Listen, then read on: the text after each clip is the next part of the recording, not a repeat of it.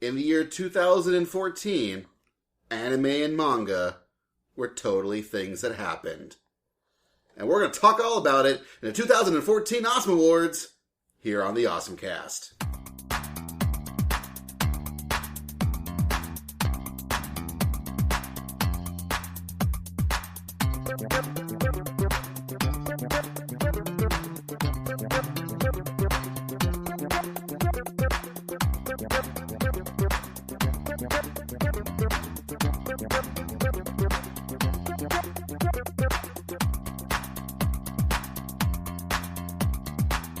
Welcome back to the OSMcast, your podcast for everything awesome. I am Basil. I am Douglas. I am Kevin. And that is us. Please insert girder. And what you might be hearing walking away was Bruce. He's a dog.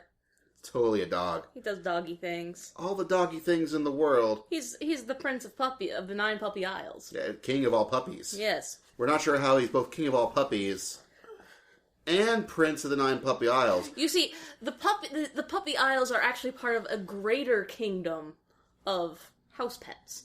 Oh. So he's not prince of the prince of the kitties. Like that's a separate province. Yeah. I mean, it's like, you know, how you can be Queen of England and Empress of Canada. Oh, okay. Or so that's Bruce. Out. Yeah. He's eating right now, and you may or may not hear that. But we're the OSMcast. We talk about awesome things that we like. Like our dog, Bruce. And anime and manga, because this is the episode where we talk about anime and manga in the year of our Lord, 2014. But there are all sorts of other things to talk about, too, before we jump into that. It's a new year, which means resolutions. Kevin, what's your resolution? I think I made it clear on Twitter is to inflict Ixer 1 on more people this year. Excellent. Doug? I was going to draw more. That is good. Like, my plan is to, as always, write more. We'll see if that happens. But last year, one of our big goals was to have as a solid of a year of podcasting to get everything back in order and running and doing things again. And by and large, we did it. Hooray! By and large, we did it. We had an issue near the very end where we all got sick from our various trips and that sort of threw, chunks into things. But we had a period of a year where we non-stopped updated when we meant to update, which is awesome. And this time, my big goal, besides keeping that going, is I plan for us to do the 3 Utena episodes I've been always wanting to do. Oh, yes. Yes. Where we'll get together on like a Saturday. We'll have to marathon Utena. We'll marathon Utena, get dinner, then talk about it. It'll be fun times. Also, things like making sure that we stay on top of things, like our Dragon Quest Minute. Dragon Quest V is out on the phones. Yay! iOS and the Androids. You can play Dragon Quest V. Arguably the best Dragon Quest. Storyline-wise, it is. Storyline-wise, narrative-wise, it is the best Dragon Quest.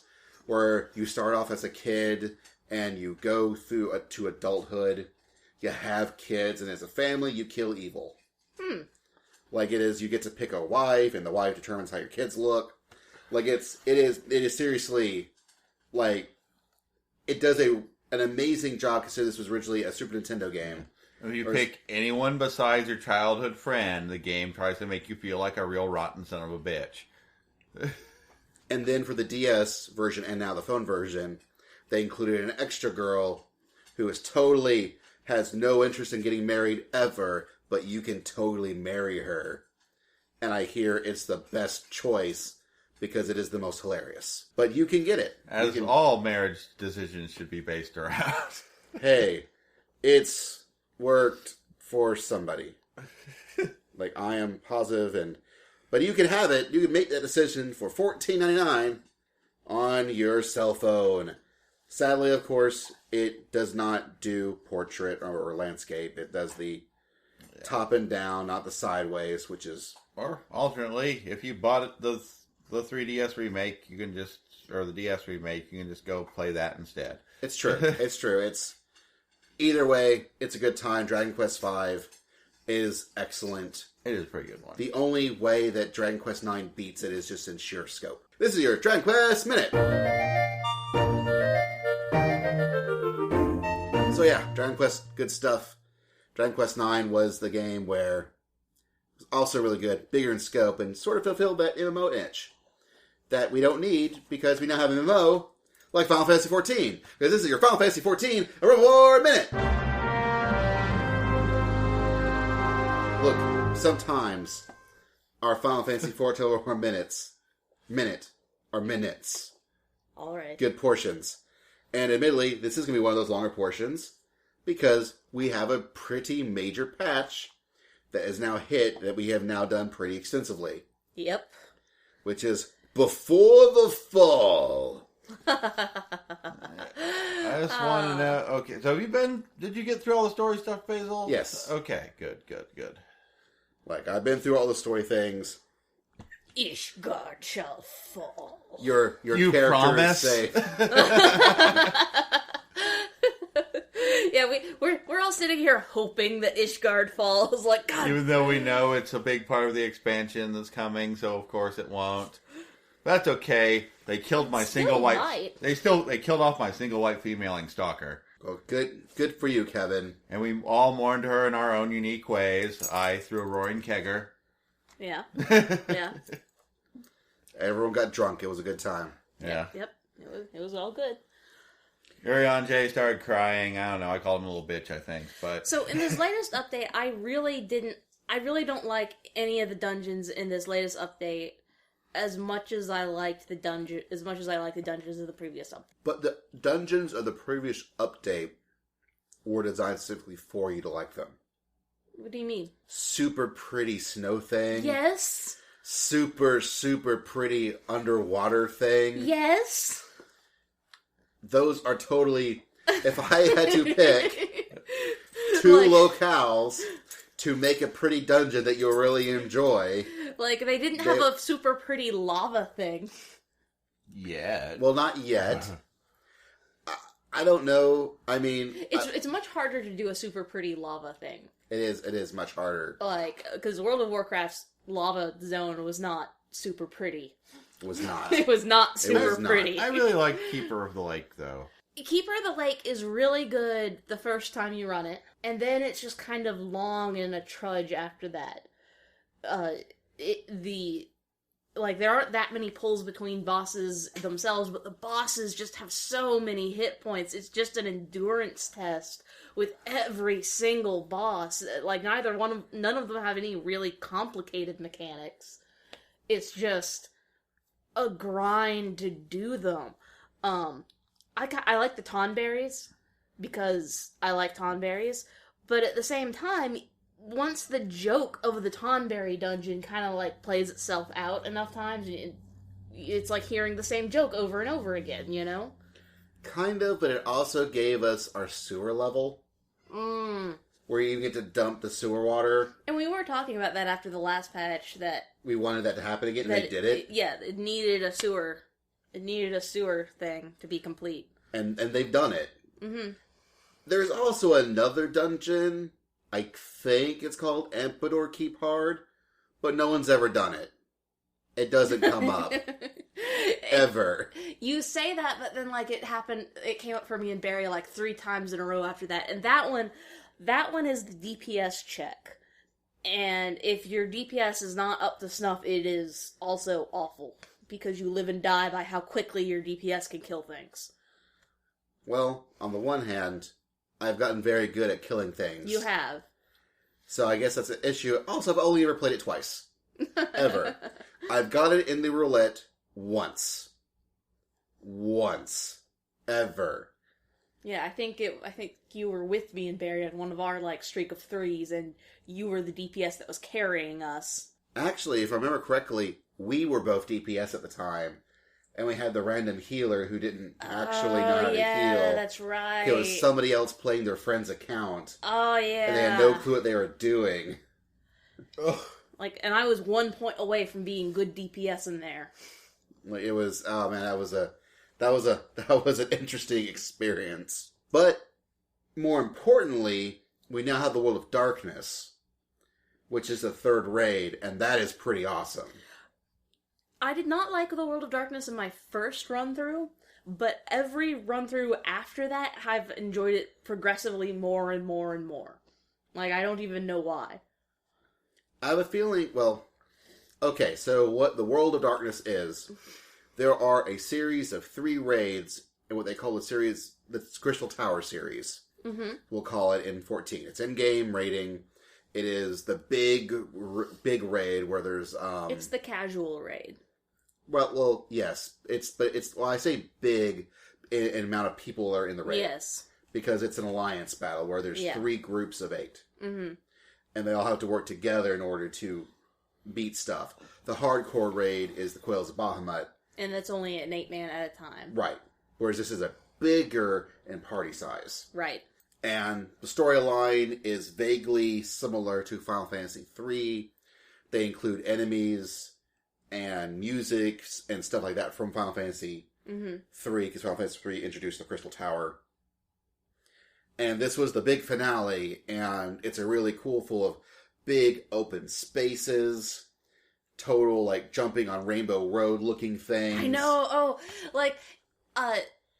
one of my favorite dungeons in the game is actually, the Lost City of Amidpur. Mm-hmm. And Lost City, one of the reasons I like it so much is in the third half of the dungeon, in the third leg of the dungeon, it has these really pretty, magic pathways that appear after you do the certain thing, and those reappear in the World of Darkness. So I really liked incorporating that back into the game. And it was really cool. I really like the boss fights are interesting. Mm-hmm. They include a boss fight where you have to fight a Cerberus. Yeah. Where a team actually has to go into Cerberus's belly and beat up the belly to then get extracted somehow. Now, what, I think he throws them up. Yeah. He throws you up. But, what tactic do you like best? I think I'm actually a fan of the tactic where all the DPS jumps into the stomach. Or do you like the ABC tactic better? I've only ever done the ABC tactic. I've never seen anyone do the all DPS jump in. Okay. The reason why is because there are 3 things that happen during the Cerberus fight. A, there is a thing where the DPS do have to jump into this belly to DPS out the belly. But at certain points, there are chains on Cerberus that will break apart, and you have to rechain it down. Mm-hmm. Then there are also adds that must be killed. Yes. So usually, one team is designated as ad killers.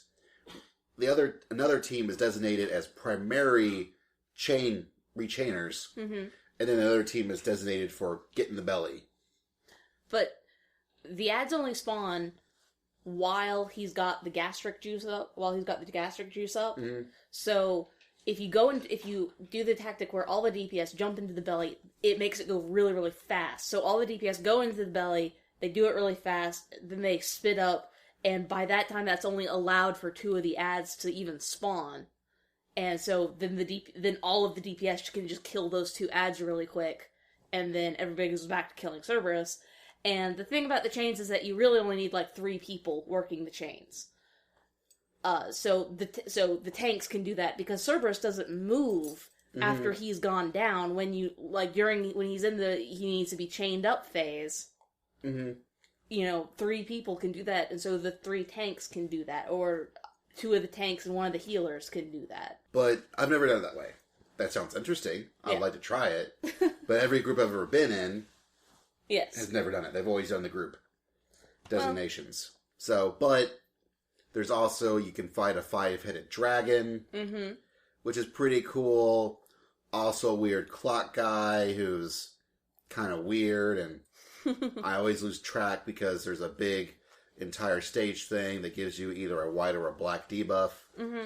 And if you get the white debuff, then you want the black debuff. You have the black debuff, you want the white debuff. So you keep switching. Blue and red. On the ground, it looks like it's white or black to me. I thought it was blue and red. I didn't see those colors. Okay. Okay. I don't Just- remember. I've only gone through World of Darkness once. I know whenever I talk about with Anna, we've always said white and black. So, Oh, okay. so I don't think I'm colorblind. Okay. Whatever you want to alternate colors. Right. And I always lose track of which color I am. So, like, I really need to, like, get a notepad or something and write down one or the other so I know what to do. But, Well, if the tank's holding him in position, it's not that hard to figure out what to do. Like, you just, like, as soon as you get hit with the one debuff, you just move to the area where you're going to get hit with the other debuff. Because it does, in fact, stay a consistent, like, his front is always one of the two colors and his back is always the other color. So if the tank keeps him facing the same way... then I've never had a consistent tank. Well, that If. could be your problem. Then you should come tank this for me Yeah, more I often. need to come tank this for you. And then Oh. you can fight with the other tanks to see who's going to be the main tank. Oh, I've also, in the interim, finally leveled up a tank Yeah. during this patch, so I can finally play as a tank, which has abated my hatred for tanks a little bit. Mm-hmm. It's also increased it quite a bit. Well, in different ways. Well, like, a bunch of the things that I was saying are going, God, why do tanks always do this? You know, all these things that the tanks are doing, they're just so inconsiderate to the healer. Why do they do it? I now understand why they were doing it. In most cases, I still think it's a bad behavior that they need to unlearn not to do. But in a lot of ways, it also made me a better healer, because now I know why the tank is doing this, and so I learned I need to accommodate that. But it's also made me realize the number of tanks that I've run with that I thought, man, this tank is such an awful self-centered person, I just hate them.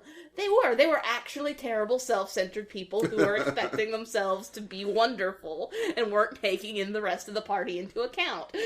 So, tanks, seriously, Don't be jerks. don't be jerks. You don't gotta be, so don't do it. Oh my god, tanking is also so much easier than healing. Like, it's really made me sit back there and question why are we so hard on our healers in this game when we seem to praise our tanks so much? But tanking is so much easier than healing. I don't know. Oh. I really don't. I've always been very appreciative of my healers and my tanks. So I really couldn't tell you that. Kevin, thoughts? Well, my thought is because the difference between front end control and back end control. I've mostly DPS'd. I have tank just a tiny bit, but... Yeah. But the tank mostly does front end control, where the tank is kind of controlling the pace of the fight. Mm-hmm. So as long as the pace of the fight is going kind of in the direction that you want it to go, and the game is designed for it to go in the direction you want it to go, as DPS you can affect that much more to keep it going in the way you want it to go. Seems like it's So, a tank. as long as things are going the way you want it to go, it's really easy to praise the tank for doing a good job, because their job was to lead things forward end. Whereas the healer has to do kind of the back end, back end control. The healer has to, if things start going wrong, bring it back up. So if the healer is unable to do that, it's really, really obvious. If things go wrong and you really need the healer to step up and fix everything like magic, and the healer can't, then, a terrible healer. But it was already kind of spiraling out when it became the healer's job anyway. As tanking, my goal is to make everything hate me. And as a tank, I feel the healer's goal is to make sure I don't die because everything hates me. That is theoretically how it's supposed to work. Theoretically, that is a good idea. But what do you do when you are so weak, when your armor's like paper, and you're doing an effective job making things hate you, but you're not really geared up well enough to keep yourself up, and so the healer is having to compensate for your inability to take the hit with overhealing you, and so that makes the mob turn and look at the healer, because the healer is now generating more hate than they really need to. I wouldn't come into it that undergeared.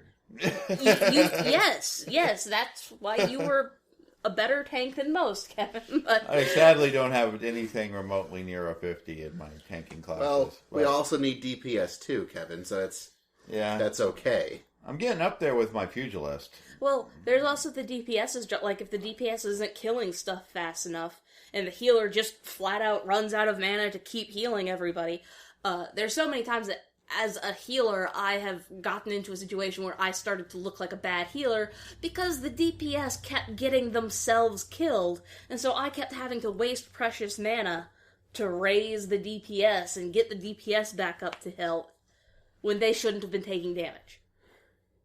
Everybody depends on everybody. It's true. And that is one of the downsides of Final Fantasy XIV compared to World of Warcraft. Final Fantasy XIV, you have 4-man party groups, as opposed to WoW's 5-man party groups.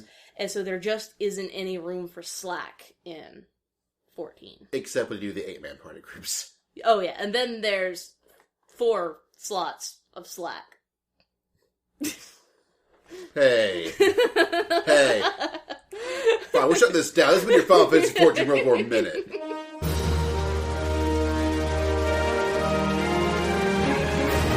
So we're going to transition from me being butthurt to making my butt happy with moments of awesome. Kevin? It's a moment of awesome. I think we were just staring at you, waiting to hear your explanation for how this makes your butt happy. We were talking about BoJack Horseman. Oh, God. Are we? Didn't we skip all this stuff last week, or am I misremembering? We did skip it because we had several topics. Yeah. This time we only We have 2. They're bigger topics, but we also did forget BoJack Horseman. We did. And so these moments of awesomes are kind of us catching up on things we kind of forgot to talk about. Retroactive oops moment. Because BoJack Horseman was a cartoon that we all really enjoyed. Well, 2 of us for sure really enjoyed, and one of us is still apparently debating, even though we're pretty positive, much like France, he actually likes it. Yeah. I hate the French, Basil. We all know that. Okay, but my question is, then which, if you had to pick one to like, BoJack Horseman or the French, who are you going to pick? Well, on the one hand, I hate everything the French stands for. On the other hand, BoJack Horseman goes into weird, disturbing places that I don't necessarily think are funny. But okay, fair enough. But BoJack Horseman, probably, yeah. But BoJack Horseman will also go into weird, disturbing places that are really funny. Yeah. Like, you kind of... BoJack Horseman, it's like... Because many times it's either really funny and disturbing, or also really poignant. Mm-hmm. And still disturbing. It can shift between being poignant and being kind of lowbrow humor pretty quickly. Yeah. But, and sometimes being like actual satirical highbrow humor. Like it's BoJack Horseman, it's just a really weird duck. It can manage. Yeah. And just to, explain, this is an animated series. It was a Netflix original about a man who is a horseman who is in a world where animal people and regular people just run around happily, who has basically had a cutesy little sitcom, and then after his star is over, that's where our show is in his post-famous person life. And I'm pretty positive we've talked about him in Moments of Awesome before. Yeah. Probably. Like he's like BoJack has come up, but we had the best of awards last podcast for like TV shows and movies and things. Yeah. And video games, and we never brought him up as TV shows. And we really should have. We should have brought him up as a TV show. Like I'm sure it's not the only thing we forgot, but yeah. And then that's a really big one that I forgot. I actually remembered it because I was listening to plug All Geeks Considered, and which you can find at All Geeks Considered by doing a Google search. I don't know the website. I'm really bad at plugging things, guys. I believe Vinny mentioned it, and I was like, oh yeah. They also mentioned books. I'm like, oh yeah, I've read books. I read some books last year. Mostly because I got an awesome new Kindle from Doug and Barry. Excellent. And so, one of the major things I read was Console Wars, which was the story of, what's it called? It's called Console Wars. Sega, Nintendo, and a battle that defined a generation. And it's historical fiction, nonfiction. It's kind of weird. The guy who wrote it, Blake J. Harris, this is also the basis of an eventual Apostle documentary. And so he wrote this book that is based off tons and tons of interviews and source material, but instead of writing it as nonfiction, he wrote it as fiction. He took the guy who was in charge of Sega of America during the majority of the Genesis period and told the story of how Sega was this underdog trying to beat Nintendo. And they would also tell the story how Nintendo was actually an underdog, but then came on top. And it's really weird back and forth. And he sort of portrays this console wars as an actual narrative. And plugs in, like, you know, in his own, you know, way of everyone's thoughts and feelings and conversations. And so everything is written entirely as fiction, but it's also based off all this fact. So I think historical fiction is the best way I can describe it, because I'm not reading a textbook, I'm reading a story, but the entire story is based off what could have been a textbook. So it's kind of weird, but I enjoyed it. It was interesting. I learned some things that I didn't know before, and it was, you know, some neat tidbits on Nintendo, neat tidbits about Sega, and even tidbits about Sony and how, man, Sony really, like, beat Sega in its own game near the end. Mm-hmm. Mostly by hiring from Sega's old playbook. So, that one. And then, Kevin, you can talk about these. I also started reading the books by Brandon Sanderson. Mistborn. What's Mistborn, Kevin?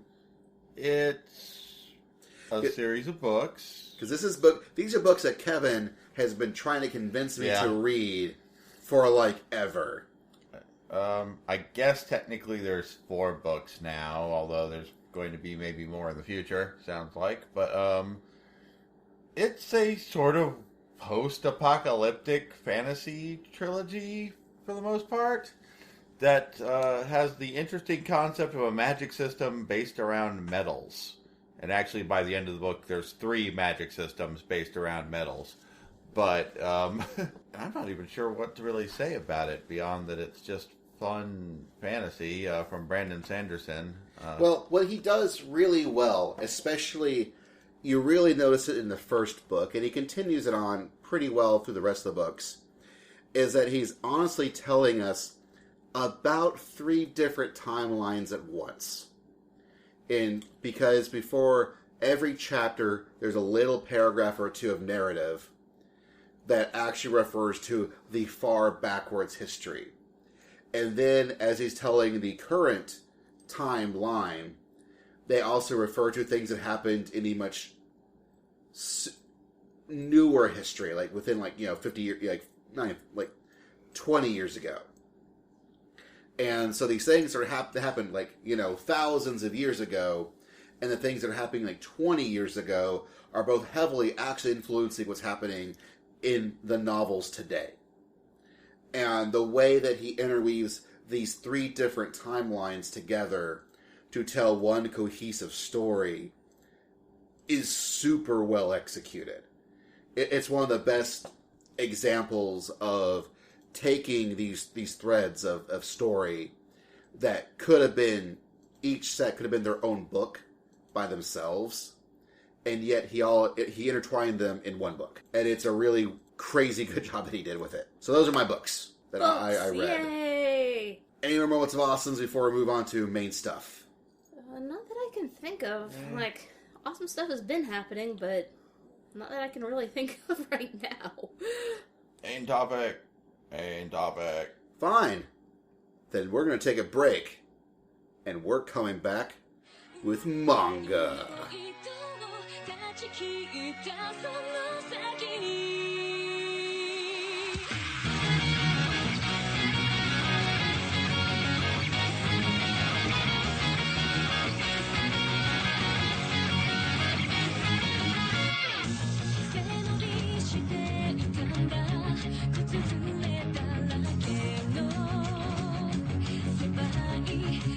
Manga. Manga. Manga. Japanese comic books. You know, it's a really good Japanese comic book that's kind of a terrible anime, World Trigger. Yeah, what happened with that? Toei. That's what happened to that. That's what happened to that. Toei happened, and Toei was being real cheap on it, is my assumption. Oh, man, like, I'm not reading the World Trigger manga, but I basically came across it with Basil's manga You Need to Buy Right Now panel. I ended up reading the first chapter, and I thought, oh, this looks really neat. This is getting an anime? That sounds great. The anime was not what I read. I mean, it sort of was. It just wasn't good anymore. Yeah. Like, I watched a couple episodes of the anime of that manga, and I'd been hearing from Basil for so long about how, oh my gosh, World Trigger is so great, you'd really like it, and so I watched the anime, and it was awful. But the manga's really good. It really is. I highly recommend everyone checking out the manga. Even if you didn't like the anime, apparently. Yes. Yes. It is so better presented. It's just better thing. It's kind of like, what if Sailor Moon Crystal was your real experience of Sailor Moon? Then go back and read the Sailor Moon manga. And then you realize, oh snap. Mm-hmm. I really should be reading this manga. World Trigger is about, at some unspecified time in this place called Mikado City, this gate opened, and things came out of the gate from, they're calling them neighbors, they're from some alternate dimension or planet or something, and they were raised in hell. Then out of nowhere, this Border Defense Agency totally can fight this off. So now Border is their first line of defense against neighbors. But what's up with this Border? What's up with neighbors? What are we dealing with all this crap? And that's sort of where our main characters come in, where you've got Glasses Guy, who is totally mentally competent, not amazing, but he's competent. But he doesn't have the power source that really powers all the crazy abilities you can do in World Trigger. But there's also Yuma, his buddy, who is really powerful, but he's actually a neighbor himself. Spoilers for the first chapter. Yeah, when it's a crux of a show, I think it's okay to. And it's story, so you've got your awesome, dude, and your not so awesome dude, which is a pretty popular pairing. I mean, look at Toriko. Yeah. For that same sort of thing. And I could totally see, World Trigger is obviously, I think, being groomed.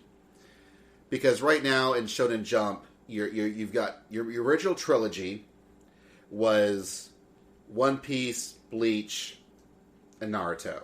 Mm-hmm. And now there's Toriko, which I feel is sort of now filling the void where Naruto left off. But also Bleach is ending, and I have a feeling that World Trigger is sort of there to fill in the slot. What do you mean by Bleach's ending? It's supposed to be ending. It hasn't... It has not ended. Naruto has ended. I know Naruto has ended, but I thought Bleach ended already. No, as far as I know, Bleach is still winding down. I mean, who knows? It's Bleach. No, it's just, it's been ended for you for a really long time. Okay. But World Trigger, I think, is one of the series, and there's a couple other ones. There's another one called Seraph of the End that seems like it's getting some traction. I think it's getting anime soon. And that's dudes with demon weapons fighting vampires. Because, that's what you do. I don't think Blue Exorcist can pull that off because Blue Exorcist doesn't update weekly. They're monthly. Yeah. Whereas Seraph of the End and World Trigger are both still weekly.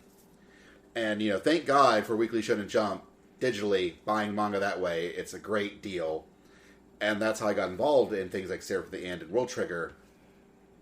And a bunch of other shows, right? Right now they've got a weird thing that is, I think, done at least by one half of the Death Note guys. And it feels like it's Classroom Phoenix Wright. Oh, that thing! Yeah. So that's a thing. But World Trigger's fun. World Trigger's a good time. I highly recommend World Trigger. I kind of recommend Raqiya. This was something that I originally first heard of from the Reverse Thieves, who apparently have now retracted their recommendation based off the later books, but I'm buying them all because I gotta finish it now that I've started it. Yeah. Well, the first book, as far as I can tell, it's based off weird Gnostic, like, Hebrew Apocrypha. Yeah. Always a good place to start your story. Where there's a girl who might be the savior of mankind or the equivalent of the Antichrist, and no one's quite sure, including the girl. Ah. And so there's also crazy Super Saiyan, like, power struggles with the Catholic Church and Gnostics and other things, like, all happening at once. And this feels like awesome, like, crazy conspiracy theory stuff that I'm totally on board for. The crazier, the better. But apparently, it at some point, it derails and goes crazy in an entirely different way. And I refused to find it. I'm going to find it for myself, because they are talking about it on their Speakeasy podcast. You can find it at Reverse Thieves. Do a search for Google search for Reverse Thieves. I'm terrible at plugging things. And you can hear all about it. I didn't. I stopped. I'm going to go back to it later after reading it for myself to see how crazy stupid it gets. I'll be back with more information on if it's crazy awesome or crazy dumb. But the art's really good. The story was sufficiently crazy awesome for a while. We'll see what happens. More importantly, from Vertical, one of my favorite releases that I need to catch back up on. I kind of fell off the horse. Gotta get up back on that horse. Which is What Did You Eat Yesterday? What did you eat yesterday? About gay dudes eating foods. Vertical likes their food manga. It's a frickin' seinen? That'll be more josei. They say it's seinen, though, according to Wikipedia. But it feels really josei. I don't know.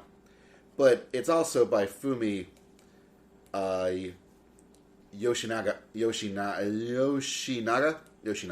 I'm really bad at pronouncing Japanese names. I don't know why people let me do that. Because you're the one looking at the names. That's true. That is true. But this is the same lady who did Antique Bakery. Mm. I like a lot of her work. And this is and what did you eat yesterday is really, really nice. And it is about this gay couple living in Japan, and they're dealing with their own trials and tribulations. One guy is a businessman, doing business things, making business transactions, and he kind of is keeping, he's kind of staying in the closet while he's there because he doesn't want to deal with people. He doesn't want to deal with being the focus of gossip and this, that. He's already got plenty of it for being this really handsome man who never has ladies. Just by the virtue of one of the main characters is an office worker, probably justifies the seinen. It probably does. It probably does. And then the other guy, he's a hairdresser. Of course. We have to uphold at least one of the stereotypes. But the other half of this is the eating. Because businessman doing business transactions, he has this real thing about making dinner.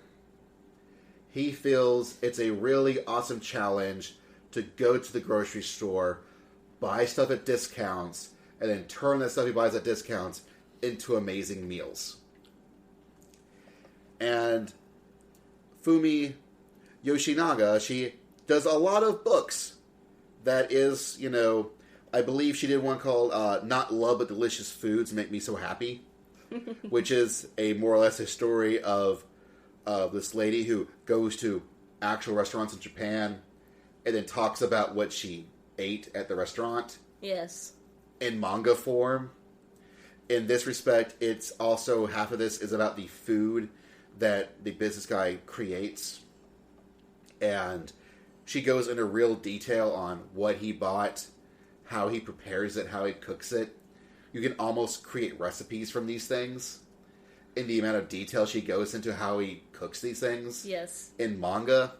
And then you also meet the random housewife buddy where they met in the shopping center, where they both really wanted to buy these vegetables on sale, but there was too many vegetables. So they wanted to split the vegetables. But she thought he was some weird stalker guy, and she was going to get taken. And he's really stumbling over the fact that he's not going to do that. He's trying to get... Eventually he goes, oh, look, I'm gay. And she goes, oh! Well, why don't you come over? And now they're buddies. They're shopping buddies. And now it's cooking buddies because now they share recipes. And it's really cute. It's really fun. I really enjoy it. It's good stuff. Also, Jose, Insufficient Direction. I'm pretty sure we talked about this before. It is by Moyoko Anno.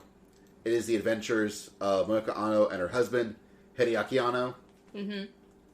And their otaku life together. Even though she's not an otaku, she's totally an otaku. She is. She's totally an otaku. She is. Even if she says she's not, she totally is. And that is so true to life. Man, there are things that I've caught myself and Anna doing that are right out of that book.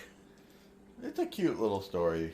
And lots of little, not only insights into the life, their married life, which I hear is strangely accurate to real life. Not all a joke. And just the sheer volume of in-jokes to various anime and manga. And let's keep this lady's comics truck a-rolling. Okay. With My Little Monster and Say I Love You. They are both volumes from Kodansha, because I tend to buy lots of Kodansha stuff lately.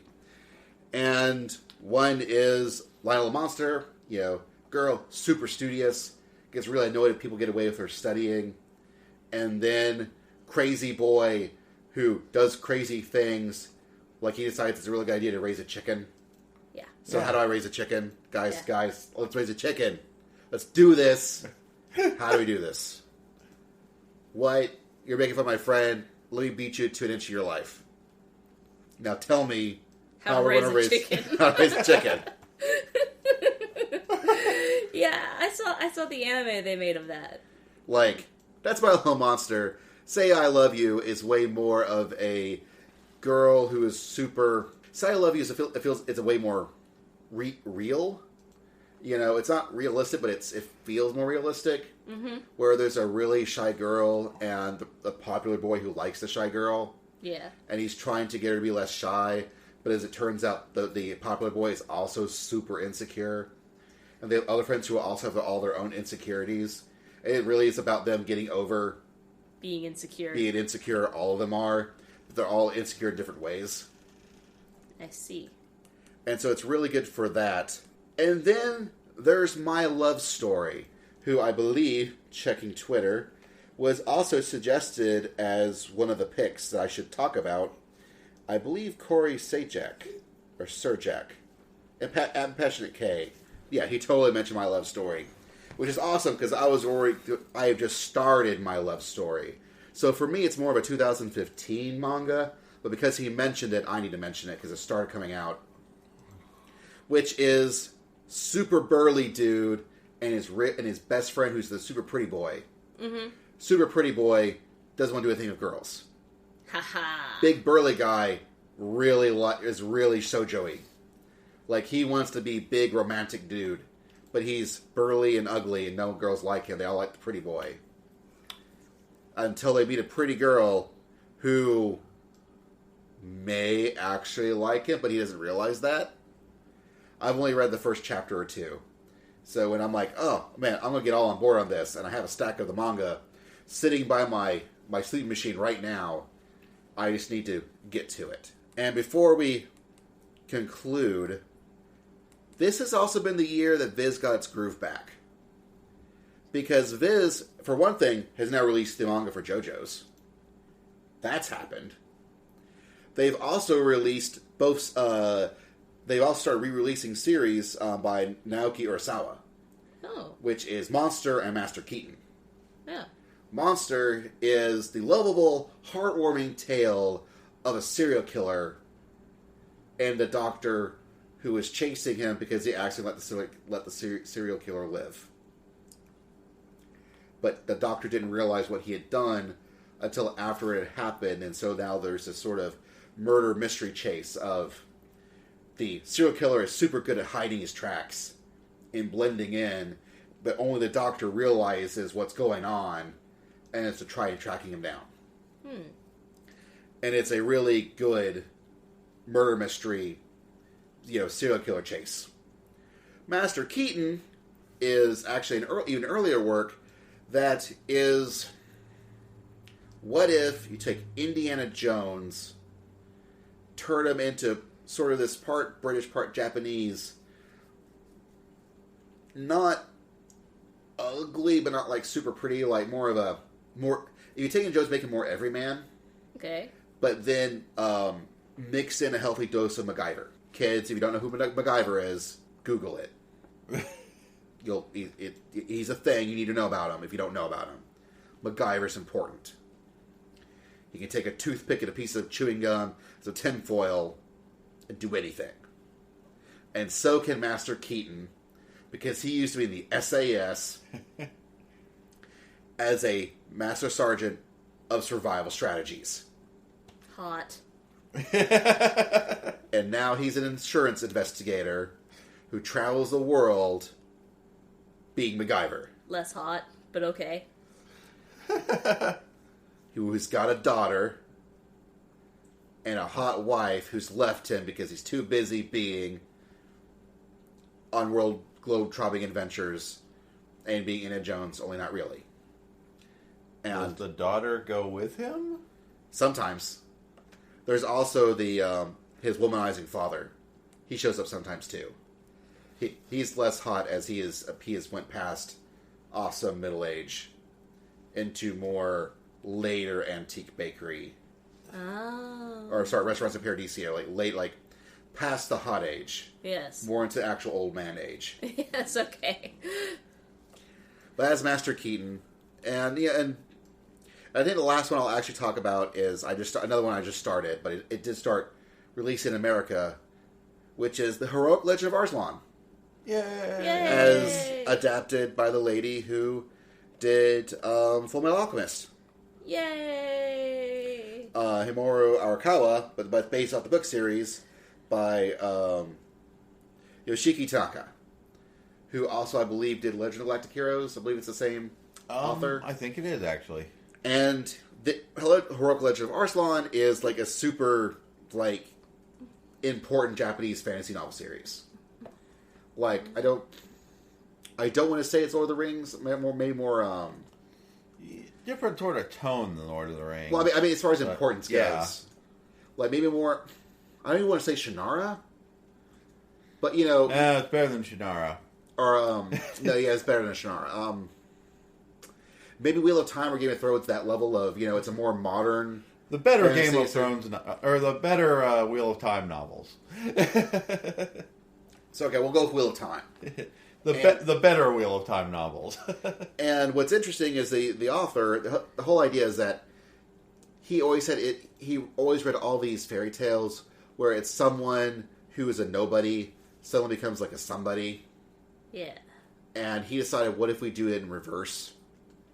Take someone who's supposed to be a somebody, then turn them into a nobody, then make them a somebody again. And so that's what happens, where you get this young, pretty boy prince who's just a really kind-hearted kid, and now let's put him through hell. Yeah, everything goes to shit. Everything falls apart. He's got nothing, and then he has to build himself back up again. And so far, the monetization's been really fun. Huzzah! Is there any more that I really want to talk about? There are a few things I should mention. Vinland Saga, still awesome. Vikings. Still Vikings.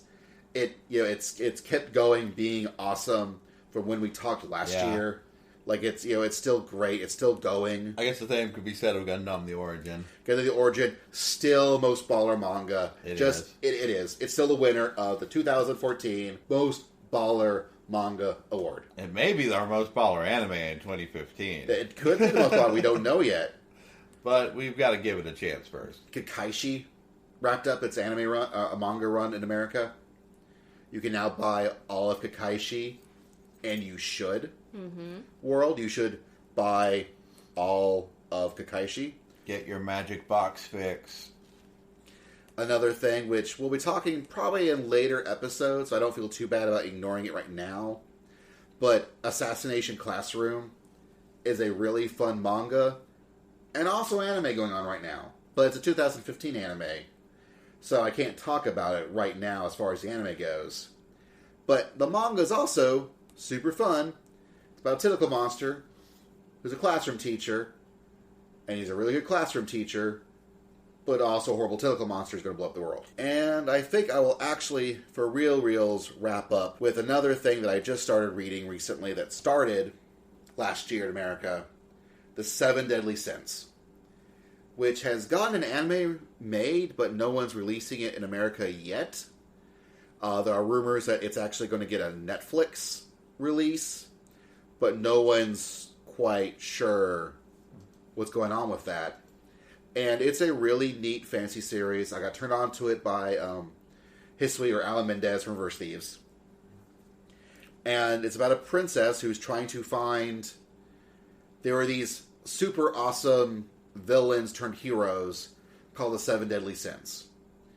And then at some point, they were all supposedly executed, but they're not executed. They're actually wanted.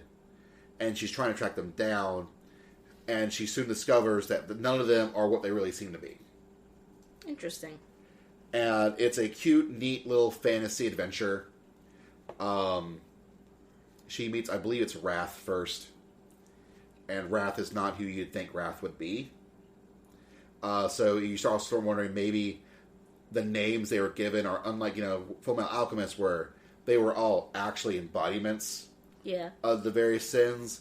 They may not be quite so embodiments of these sins.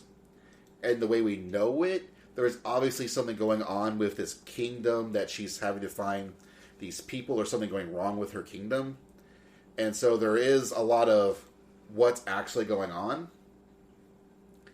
And it's a good time. I'm really enjoying it. It has its moments of fan service, but not like super skeevy. It's just sort of there.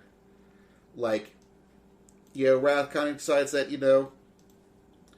he needs a lady to tend to a bar. And so we've got the princess over here. She'd look really cute in this outfit. Doesn't she look so cute in this outfit, guys? She's so cute. And it's cute, but not really skeevy. Like, it's a well-done Final Fantasy XIV outfit. And not one of the swimsuits. So, yeah, 7 Deadly Sins. It's a good time. Recommend it. Hisui's right. Everyone should read it. Give it a shot. And hopefully the anime comes out sometime in the US release that we can all enjoy it together. And it's A1 Pictures, so I kind of assume that it at least starts off as a well-done adaptation. I believe the manga series is currently still going on, so Lord knows if they, bones it up, as it were. But I guess we'll see. So yeah, that's been Basil's Manga Minute for the Manga Awards of 2014, because I'm the manga hound of the group. Yeah, I didn't really read much manga this year. I blame 14. I read one. Well, I've read 2 manga this year. One is Gundam the Origin. The other is Knights of Sidonia, which is certainly not new this year, but I kind of stumbled into it, or last year rather, 2014. But I kind of stumbled into it on 2014, largely because of the anime adaptation. And we'll probably talk about it a little bit during our anime blog. I'll tell you what, you can talk about it. The anime is going to be a longer portion, so you want to talk about it now as manga and focus on that instead. That's totally cool. But it's an interesting manga you've got the Sidonia, which is an old rundown ship colony ship fleeing from Earth. They may be the last humans alive, fleeing this alien race that's out to destroy all humanity. Maybe. Honestly, their reasonings are not clear because it's a long-running story with a bunch of weirdness. The main character is apparently a clone of their greatest war hero, except he was raised just as a normal kid. There's lots of interesting transhumanism, clones, cybernetics, talking bears, giant robots, shape-shifting aliens, aliens that are just weird, horrible, shape-shifting masses of tentacles of doom, but they also sometimes develop more interesting forms or even copy our heroes' mechas and people. It's weird. It's a very interesting sci-fi story with a lot of interesting sci-fi concepts. I actually probably have more negative things to say about the anime, despite being interested because of the anime. And, finishing everything up, checking Twitter, because I did put a call out for everyone's picks for best anime or manga. And I did get a few things that I have not mentioned.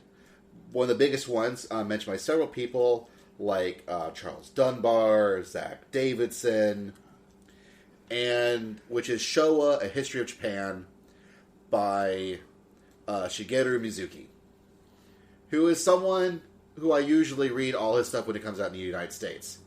And I have somehow missed it. Thank you, guys, for letting me know this existed and that I need to own it. Because I don't. And that's a problem. Shigeru Mizuki, I've talked about him before. He is the creator of Gegege no Kitaro, Onward Towards Our Noble Deaths. He is one of the coolest, most prolific mangakas that is still kicking it today. And I totally need to get a hold of this. Yeah. So I'll not talk about it too much now, but I guarantee you it will at the very least be a moment of awesome, if not possibly a full-fledged OSMcast one day. Because if it's him, it is got to be good. Let's see what else we got. So Cody Billings pointed out he feels that Gundam the Origin should win every category we have. Do we have any categories besides Most Baller the Manga? one? Well, okay. See, Drew Sutton, our buddy Drew at Das Club. He mentioned he had the category Best Adachi Mitsuru Baseball Manga. Well, that's obviously Gundam the Origin. No, Drew says it's still Touch. Drew says it's still Touch, and he's probably not wrong. But the only one you can buy in the United States is Cross Game. So ever go buy Cross Game. Let's see. Vinny, I pity you, Adachi Mitsuru. Vinny gave me the category New York Pizza. So Gundam Build Fighters is now officially... Gundam the Origin is officially Best New York Pizza Manga. Ooh, can Tales of Vesperia be the best New York pizza too? Yes, in the video game category. Okay, I'll good. give you that. Awesome. I'll give you that. Because obviously I just mentioned that Gundam Build Fighters is the best New York pizza anime. Nico suggested the category Best Manga that's not Gundam the Origin. Well, it's obviously Gundam the Origin. Still Tales of Vesperia. Like, God, no. I guess God, Can I use Phantasy Star 4? No! No, you can't. Well, it does all its storytelling in manga panel format, so it's like a manga. I'm going to give it to Master Keaton. Okay. Master Keaton is... it's... I want to say Master Keaton to me is sort of as... Master Keaton to Urasawa, for me, is very similar to BoJack is to Tessica. It's not too dark, it's not too light, it's just got that really nice middle ground. And I like Master Keaton a lot. Vinny's actual choices for manga is, in fact, Gundam the Origin, Monster, or Master Keaton / Vinland Saga in a weird 3-4-way tie. Yeah. For who he feels is Something about that pleases me. It's hard to say no to Vikings. Like, it's true. It's true. It's So, also not healthy to say no to Vikings. Just Vinny in also day-to-day life. feels that we are also correct to do all our recaps in February. Okay.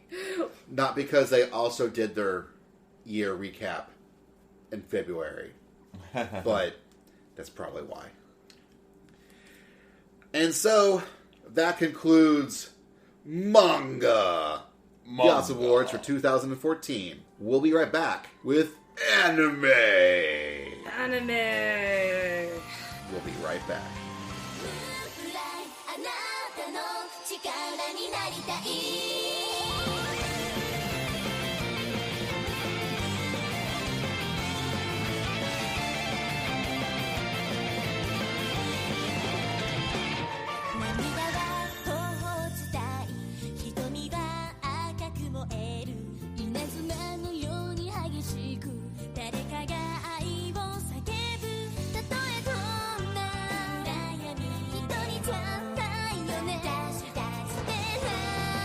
And we're back with anime, Japanese cartoons that we're about to talk about for you. Did not mean that to rhyme, but it did. So we've got a couple of sections here. Our first section is stuff that more or less is decently self-contained in the year of 2014. They'll probably take a small break and then go with the stuff that started in 2014 have continued on now. For example, Space Dandy. Space Dandy started last year. Did it?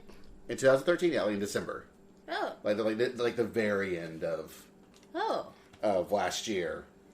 Or the very beginning of last year. Time, I don't know. But the vast majority of it was in 2014. I liked Space Dandy. Space Dandy was good. Space Dandy was a guy in the space. Mm-hmm. A dandy guy in the space. It's true, a dandy guy in the space. And it was... Now, this is also one of the ones that I've been bad about, because I watched the first half, and I've yet to really start into the second half. What? The first half of Space Dandy, because it stopped, Yeah. and then it continued on. You didn't watch the second half? Not yet. Oh my god, Basil. Yes, Mr. 14 dude. I've lost a little bit of cred for you. You've lost a little bit of cred with me, that's how it goes. I didn't even finish the first half. I can't believe you guys. I've seen some intermittent episodes. Well, actually, the beauty of Space Dandy, you can just about pick up any episode. Well, yeah, that is one of the beautiful things about Space Dandy. It doesn't matter if you see it out of order, but geez, I can't believe you, Basil, haven't seen all of it already as it aired. I've kept up with Kuroko's Basketball. Oh, I haven't kept up with Kuroko's Basketball. And that's another one that I believe aired a bit last year and has now continued on. I've kept up with this the year. Opening animations of Kuroko's Basketball, because they're all really good. They are really good. Well, Kuroko's Basketball is really good. Like, it's always really good. I actually want to give Kuroko's Basketball as, like, my nomination for Best Sports Anime. I can't exactly say you're... No, you're wrong. There is a sports anime I feel that came out last year that is... Which one? Pre-definitive ping pong. Okay, well... But that's I'll get to ping pong later. That is its own section. That's near the end. That's ping pong occupies like Samurai Flamenco Kill la Kill territory. Like that goes in the end. Okay. I can give you Haikyuu. Haikyuu was pretty awesome. I don't feel it is ping pong level awesome, but volleyball. It was an expertly done Shonen Jump volleyball anime that if you like Kuroko's, you'll probably really like Haikyuu. Okay. It is volleyball. You know, it's about the Ravens totally taking on the Cats and all the other teams. And you've got the little kid who is short, but he can jump real high. And that's his whole thing, is that he wants to be the best spiker. But even though he's short, he's going to make through with showing perseverance and learning to jump. And then you have the guy who was the king of the court, who was really, really talented. But he was so talented, he couldn't play nice with others. And the two of them butt heads, because the guy who's trying to beat things with gusto and shonen spirit is totally at odds with this guy who's, super trained. And together, they make the ultimate fighting pair. Hot. Kind of is. Free also got a second season. Also in the category of, I stopped watching at some point, I don't know why. Yeah, I just kind of, phased out with Free, and I don't even know why. It's not like I disliked it or anything. I actually really liked Free the second season, and I really need to continue on. Another thing that I kind of want to watch more, but it's really impossible unless you watch fan subs. Marvel Disc Wars The Avengers. That's actually, it's pretty awful. It is pretty awful. I saw that while I was in Japan. Oh. That was one of the few anime that I could find on TV in hotel TV rooms. I can't make up my mind if Marvel's holding out for actual TV licensing or they just don't want the U.S. to actually see it. I think they don't want the U.S. to actually see it. I think they're embarrassed of it, because I would be. But it's... And I still think their version of Captain America looks like a weird repaint of Captain Britain. Also, things that I feel I lose my own little bit of cred for not finishing that I really need to catch up on. Mushishi. There have now been 2 seasons of Mushishi that are here is just as good as the first season of Mushishi. Accusatory finger waggle. I haven't really watched yet, and I really need to. Yeah, I remember when I heard new Mushishi was coming out, I thought it was like a birthday gift just for me. And then I haven't watched that much of it. We really should. We really need to get on that. We really need to make that happen. Another show that I really fell off the horse on is Sailor Moon Crystal. I'll give this. Sailor Moon Crystal has the best freaking opening of last year. I feel like with Nozaki, Monthly Girls Nozaki Kun as the runner-up. Is it Moon Fight? Moon Night? Moon Pride. Moon Pride is the best. It is an example of everything that Sailor Moon Crystal should have been. It is an awesome sounding, rocking song about how girls don't need princes. They can be princesses and they can save princes. Mm-hmm. They're awesome and they can do things. They don't need people to help them. They can help themselves and help everyone else because they're awesome. If only the show was about that. If only the show was about that. I think Sailor Moon Crystal could have been something truly amazing. I may be getting my hopes up, but the first episode of the second half was pretty good. I might be getting my hopes up for nothing, though. I'm hoping to catch back up. The other show that I need to catch back up on is Sega Hard Girls, which is actually getting released in America. That's so weird. That is not a show I would have pegged for being brought over to the U.S. But it's Discotech. You cannot predict what they do. You cannot predict what Discotech does. You can't do it. But it's almost always good. Except for recently, My Little Sister's been unusual. What the hell, guys? But we'll let that slide. Everyone makes mistakes. Well, I wonder if that's one of the things that is actually caught in the Crunchyroll deal they got. Maybe. Well, Crunchyroll, inadvertently, or advertently, who knows, they landed a bunch of DVD rights. No one's quite sure what. Current speculation is when they got the streaming rights, the licensor did not want to deal with DVD rights, so they lumped everything together.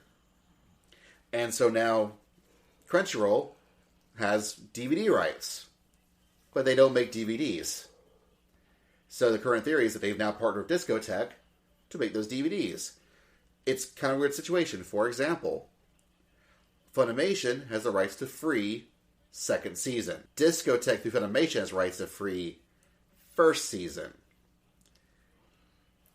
Discotech is doing a DVD release that's subtitles and Japanese audio only.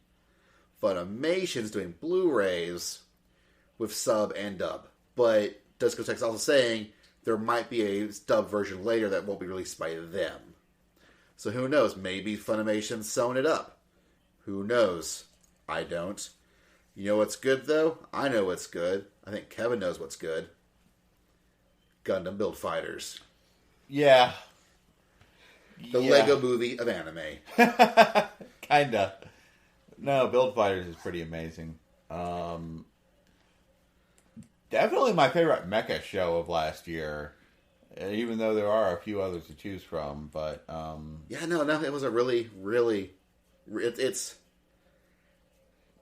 is the most amazing not Gundam since Mobile Suit Gundam G. Well, that's because at its heart, it kind of is G Gundam. I would argue that we can't talk about it yet. Series is really that. It has become more so, yes. But it should be the most cash grab series of them all, the most phoned in, merchandise driven season of Gundam ever. But instead, they took the whole fact that it's based around Gundam models to instead make it the most awesome, crazy crossover Gundam ever. Yep. And speaking of awesome things, Rage of Bahamut Genesis. Also something that should have been a total cheap Not cash have been grab. as good as it was. And instead was Amazeballs. Yeah. Yeah. Like, we really need to get on board and... It was kind of fun watching it with Barry, who would sit there and go, that's a card. That's a card. That thing's a card. Pretty much anything that has a name that they present to you is a card in the game.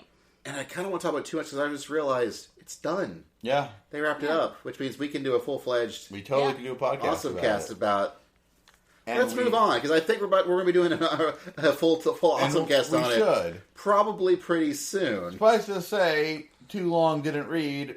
Rage of Bahamut Genesis, good. Go watch it. Let's see. I'm trying to figure out things that we can talk. So, we did lose at the end of an era this last year. An anime wrapped up that's been going on since 2011. Hunter x Hunter. Yep. It's another podcast that we really need to get on one of these days. Yep. Hunter x Hunter is done for now. At least in anime form. Yes, I should watch it one day. Yeah, you probably should. You probably should. You really probably should. If you're listening to this podcast and you like shonen anime, you should also probably watch Hunter x Hunter. I've seen a few randomly unrelated episodes, and I have thought they seemed pretty good. I just haven't actually sat down and watched the show. Just seeing the random episode here and there is pretty good, but it is so much better if you see it in order. Another series that is it still going on? Log Horizon, is that still going on? It's still running. Right, second season is going on. Okay, then we're tabling that for now because we'll get it. Well, talk about the first season. I really liked the first season. In fact, based only off the first season, not talking about the second season at all, I pretty much compare Log Horizon and Sword Art Online kind of in that same class of, so what if the game was really real? Yeah, it is the... It is Log the Horizon best. is the thinking man's trapped in an MMO anime. Yeah, it's the thinking man's trapped in an MMO anime, and of all of them, I would have to say it is the best scenario to be trapped in the video game in. Well, yeah, I like it because it's more about you're in an MMO and it works exactly like the MMO you played. Like, you don't die in the game, you die for real. You die in the game, you rise in the church. Yeah. And it's about living in that MMO world. Like, how would you actually go about your day-to-day life? Mm-hmm. You know, how would you keep society from descending into chaos? Well, the biggest problem that they face right at the beginning is having to deal with what to do with all the people because everybody's bored. It's not this like life and death dire situation that all the others have done and played out. It's the new like, what if it was really like that? And now you're in the game, but the quest givers aren't giving out any quests anymore because they're actual people now, and you have to actually talk to them. You can't just click through the text anymore, and so people are bored. And they're just hanging around in the places where wherever it was they logged off, and logged back into. Yeah. Going, well, what do we do now? There's interesting discussions about the hows and whys of MMOs. Yes. And even some discussions on things like, ancient, powerful, magical swords are relatively easy to come by. Buying wall fixtures, that's fucking expensive. So another anime that got a second season last year that I really, really enjoyed was Silver Spoon, which is also by the creator of Full Metal Alchemist, and this is After she made her Full Metal money, they said, well, what do you want to do? You can do whatever you want. I want to do about manga at a farming school. Okay. We said whatever you wanted. We're rethinking that now, but we'll give it a shot. Well, I believe it's done pretty darn well in Japan. Like, as it turns out, Arakawa, she grew up on a farm. She went to she went to a farming school. Like, this is, more or less her giving her childhood, and college career. This is writing what you know about. Right. Mm-hmm. And it's really good. And we got a second season. The first season really dealt with the whole issues where you're raising animals to then eat them. Mm-hmm. Or for animals that will become eaten. They are meant to be food. But how do you deal with, raising them so you get attached to them? And coming to terms with that. And the second season is more about personal growth and weighing, can I really do what I want to do? What is it do I want to do? What happens if I can't do what I want to do? Like, it deals with personal triumphs and personal failures. Mm-hmm. And how certain characters, they're going to be able to progress through their dreams on the backs of other characters' failures. And again, how do you rationalize this? This is a case of, what do you do? It's, and in some ways, it's kind of like the same thing, where you're dealing with this thing where, this is supposed to be good, but in the end, something bad might happen, but that might be good too, or maybe it won't. And there's no real clear-cut answers. It's just situations and how do people deal with them, while also being this goofy, charming agricultural school show. And that was really enjoyable. To completely switch around and talk about Captain Earth.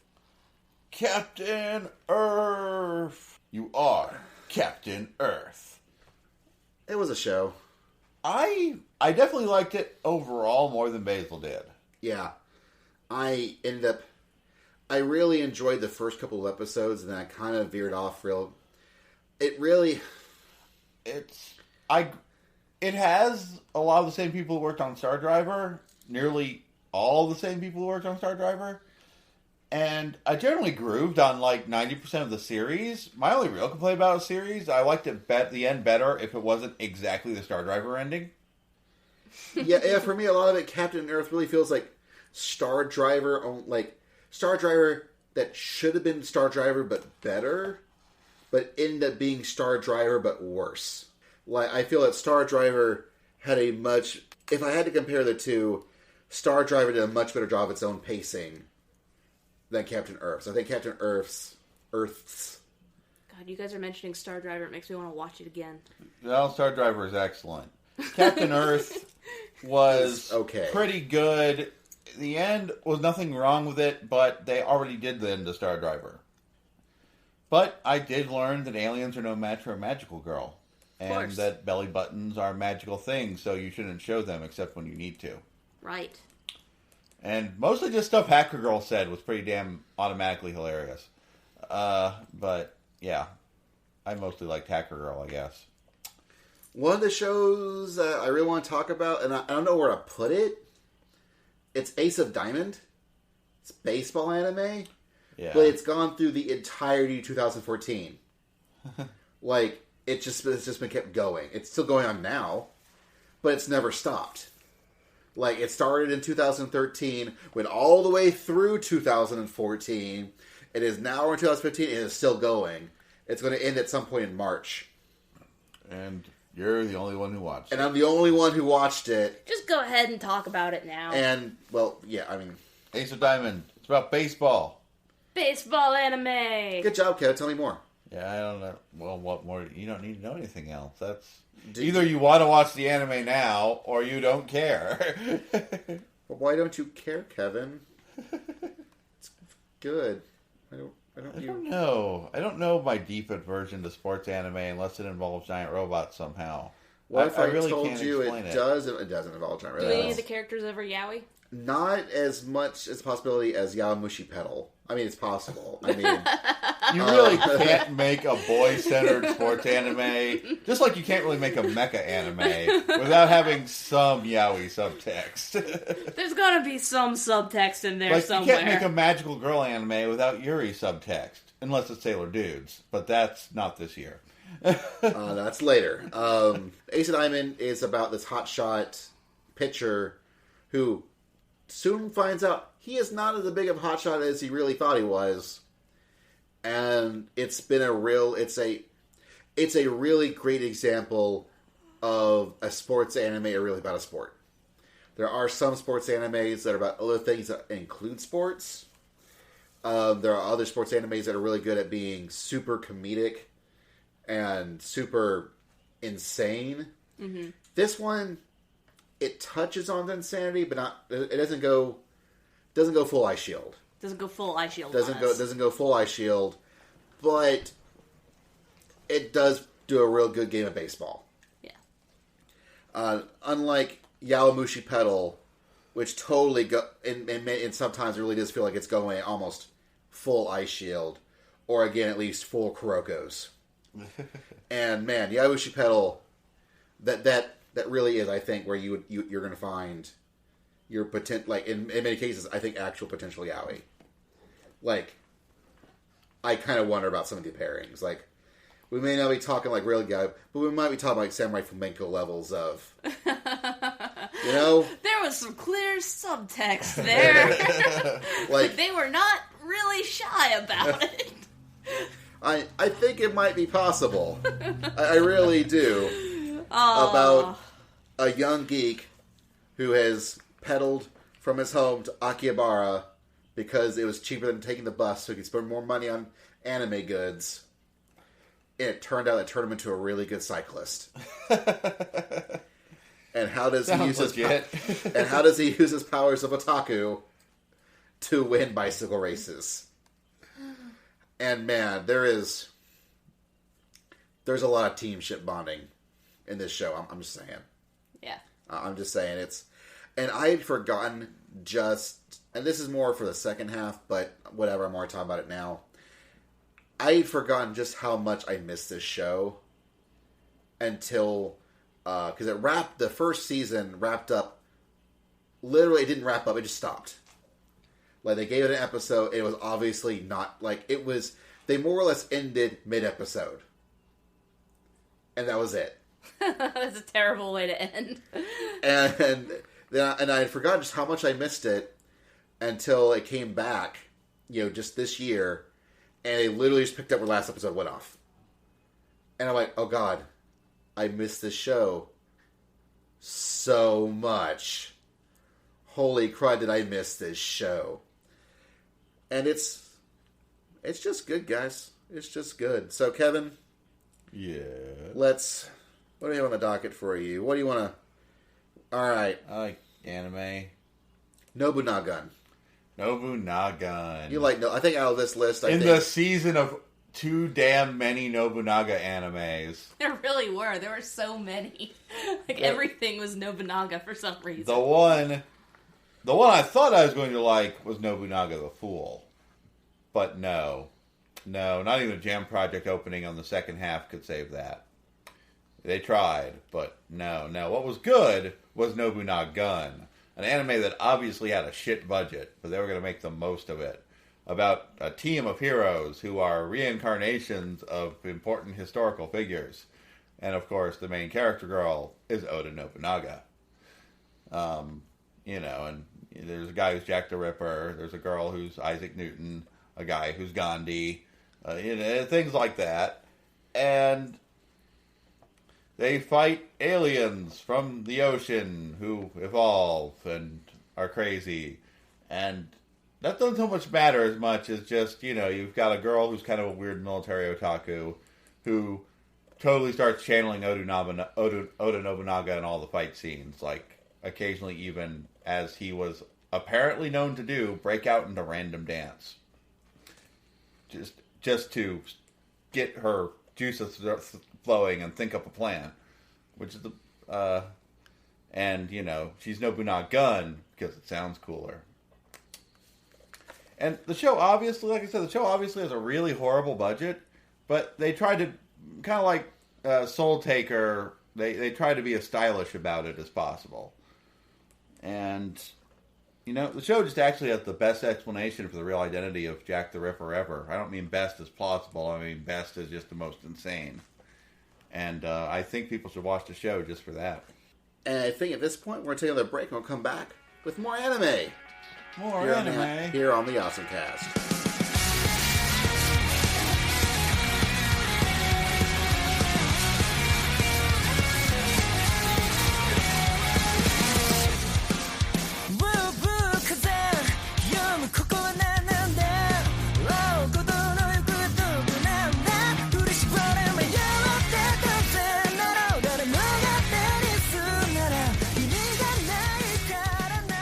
Back with anime, talking about Robot Girl Z.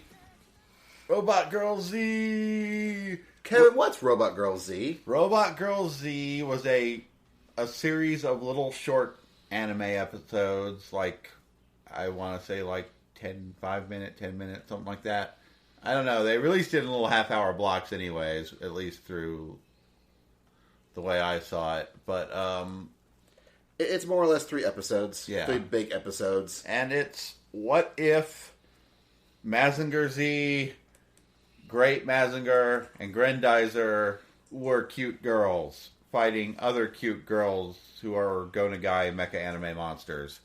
And at first, everything in my gut revolted against the very concept of cute moe girls being Go-Nagai mecha. But, when I actually watched the show, I was like, I think Go-Nagai approves. Somehow, this just seems like he would like this. There was oh yes, and when they throw in one episode with the little anthropomorphic personification of Minerva X, it's really a really girly looking boy. As is bizarrely appropriate. Wonderful.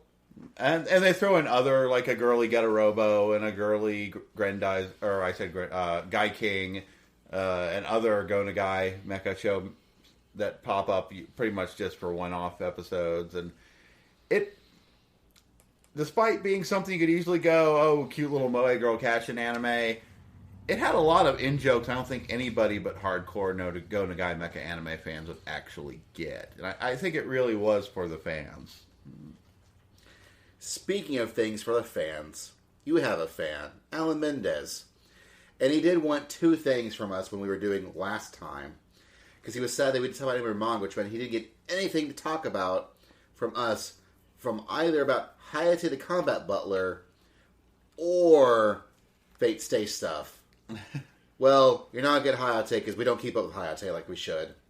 Yeah. Admittedly. Oh man, Hayate was so... Hayate feels like it was so long ago, but I know it's still going on. It's just the interest has waned. for us, not for him. But I gave you 7 deadly sins, Alan. Take it. Take that. Take my love. But you're not getting my money. But Kevin, you've got a Fate / thing you want to talk about. Technically, there's a couple of Fate / whatever things to talk about. Pick 1 or 2? Well, obviously, the big one would be the Unlimited Blade Works, Fate Stay Night Unlimited Blade Works TV series. Go for it. Which is based on the second storyline of the Fate Stay Night video game. There was also a movie version of Unlimited Blade Works done by the people of the original Fate Stay Night anime. But UFO Table's doing this TV series. They also did the Fate Zero series. And it's basically like, we had a nice movie and we let you do that and it was nice. Now, we're just going to make a TV-length series with, theatrical quality animation just to show we can. And which technically we only have gotten half of it. It's one of those things they split up. And it does end on a big dramatic cliffhanger that anyone who's played the games totally saw coming a mile away. But it's not so much about, okay, you've played the game, you know exactly what's going to happen, as seeing as how they actually implemented an animation. And it was very gorgeously done. Everything that you wanted to be a big, awesome set piece was a big, awesome set piece. And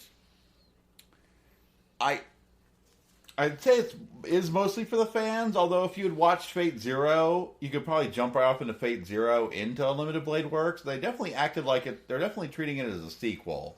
Because there's some stuff that if you should know right up front from finishing Fate Zero that are kind of big reveals in Fate Stay Night that they just have out there already. They assume you know it. Now, I heard there was another Fate / Kyogle Prisma Hertz. It is Collide Liner Prisma Ilia, which takes the idea of what if one of the Ilia, instead of the Grail War happening, a Fate Stay Night, it's like, what if Ilia gets to be a normal girl and go to school, except then she becomes a magical girl, and shenanigans happen, and it's kind of an alternate timeline. That strangely, despite it's got weird magical girl shenanigans, actually totally fits within the universe and its existing concepts in a way that shatters the minds of those who aren't familiar with the series. But you do kind of get magical girl fights against classic Fate Stay Night servants. In the second season, I think had a little too much day-to-day school life / lowly fan service. I think they wasted some time on that it could have been spent on, animating the one character who, from Fate Stay Night, oh, wow. Why did I had her name in my head a second ago, too. Shit. It's the best character from the show. Why did I blank on her name? It's a Saber? No. Is it Lancer? No. Lancer is the best character, but that's... No. Is it Harvey? It is Harvey. Harvey the Wonder Hamster. Greatest servant of the... No! Is it Nozaki-kun?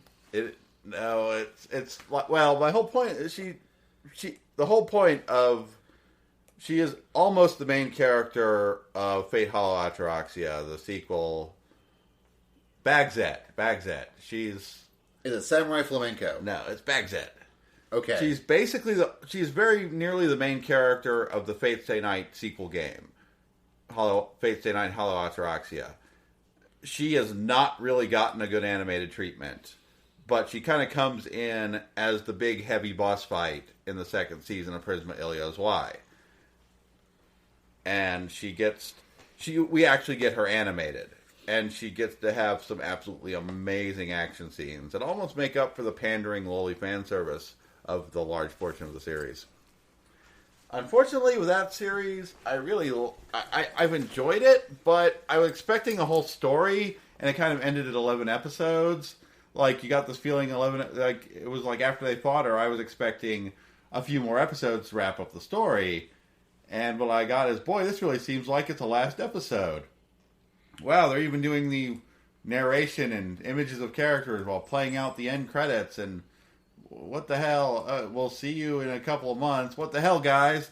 That kind of surprised me. Apparently it was well known, and I just missed it.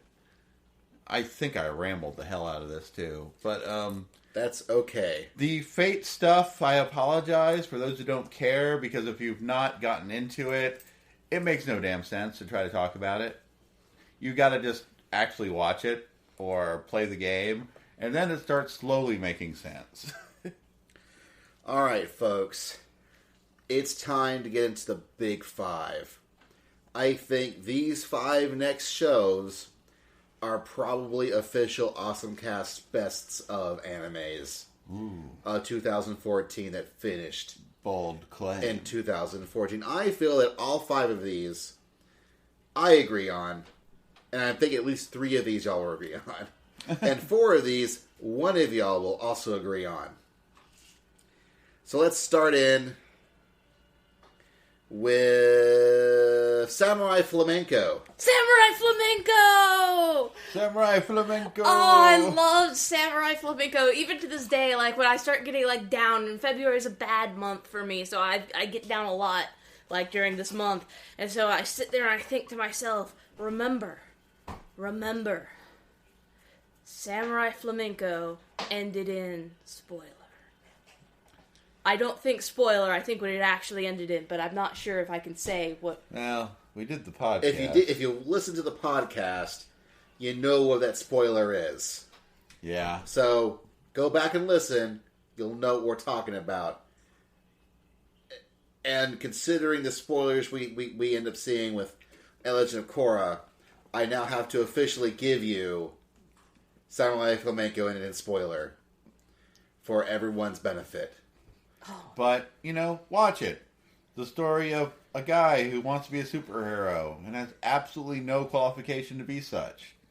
And his friend the cop. Yes. Who tries to talk him out of it a lot, but still ends up helping him in his crazy schemes. I love the ending of Samurai Flamenco. Then shit gets real. It gets realer. Yeah. And unrealer.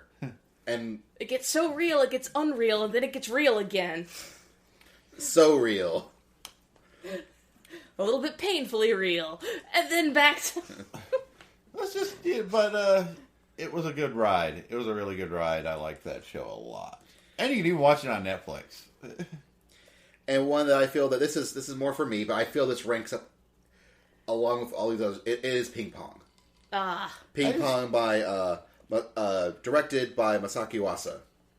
I don't want to say anything bad about Ping Pong because I can sort of see it. I just couldn't get into it.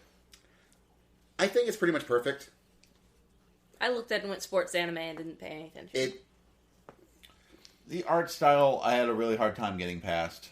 It's so Yuasa, I say that's kind of like watching Tatami Galaxy going, oh, that's college. But Tatami Galaxy's wonderful. So is Ping Pong. Like, every single, proper animation beat, every single directorial beat, every single music cue that should cue, the way they actually use the sound of ping pong balls clacking as actual music in the thing. It is absolutely stunning when you watch it all the way through. And it's about these two guys who go by the nickname Pecco and Glasses. And they play ping pong. Pecco's this big showboaty guy, and Glasses is very... actually, I think his my name Smile, because he never smiles. And he's always very calm and quiet. He plays ping pong, but he doesn't seem to be really good, only he's actually really good. And he might be actually better of the two. And it really... As much as Tatami Galaxy deals with characters' issues, so does Ping Pong. It feels like they're almost like brother shows, in a sense. Whereas one is through sort of... One is through shenanigans, like actual shenanigans, whereas Ping Pong is a much more grounded take from Yuasa, but it's still just as eye-opening. It still is when they pull reveals, you realize that reveal was there the entire time. It was just right there. They just left a few keywords out, and once they hit those keywords, you're like, oh, now everything makes sense. Okay. Yeah. Now this show feels, now I'm rewatching this show again, and I'm like, oh, dadgummit. Which is the same thing happened to Tatami Galaxy. Yeah. You watch it the first time, and you go, oh. I'm not going to argue with any praise anyone has for Ping Pong. I just couldn't personally get into it. Which makes me sad. But at least you got through Monthly Girls Nozaki-kun. Oh, yeah. The Monthly Girls Nozaki-kun was Monthly great. Girls Nozaki-kun. That was a great show. It was... Man, it is... All 5 of these shows are really hard to say which one I like more. Oh. Well, Monthly Girls Nozaki-kun. Because that is such... That's one of the best comedies I've seen in years. Yeah, I mean, we already done a whole podcast about it. But... I think for the casual, you're just kind of casually looking for some anime recommendations. I think for just your casual anime watching, you're not wanting to go full shtick anime, you're not wanting to get too weird with the anime, Monthly Girls Nozaki-kun is probably the best, just general. Yeah. Yeah, I think out of all the 5 that we're talking about, I think this is the easiest entry level. Yeah, this is the easiest entry level anime. And you should get into it. It is one of the best comedy shows. It's one of the best shonen, yet actually shoujo, but it's shonen, but it's, I don't know. It's good stuff. What other anime takes a whole episode to have two guys write homoerotic /fiction about dating sim characters? Because it's true. He needed someone to love him. He did. I mean, just a couple examples before we continue on. You know, from, I believe, was it Corey again? I asked for various categories, and he gave me the categories. Best boy, Kashima. Best girl, Mikorin. And he's right. Yep. He's absolutely right. In all of the anime and manga that was released this year. Yeah. Like, the only person I can think that might have been actually better girl is Gerald Rathgall from the Annual World podcast. But that's only because he's my waifu Wednesday. Yes. So yeah, Mother Girl's Nozaki-kun about a girl and her boy who doesn't realize she's his girl and he's her boy. But there's also these other girls and also these other boys. And somehow they all write a girls' comic. Or Together. all create a girls' comic together. It's good stuff. And now, before we, in the last two, this is one that unfortunately Doug has not seen nearly enough of. One day we're going to fix that, Kevin. Because it's top one of the best animes of 2014. I think you know it. I know you love it. We call it Blue Blazes. What? Yes, Blue Blazes is the best, one of the best anime, you can't see me making air quotes, of the season. I think we've shown you clips of this before. It's the live action show, but the guy's growing up in 80s Japan in Creators College. It's by the by the author of Blazing Transfer Student. It's a semi-autobiographical tale of him going to Osaka Art University at the same time as Hideki Anno and other famous, other one-day famous animators. Guys who were like Gynax and Studio Bones and Yeah. a bunch of other things. And it is a charming story of a guy who is absolutely charming in his full of himselfness. And while it is live action, I still feel completely justified saying it goes into the best anime of 2014.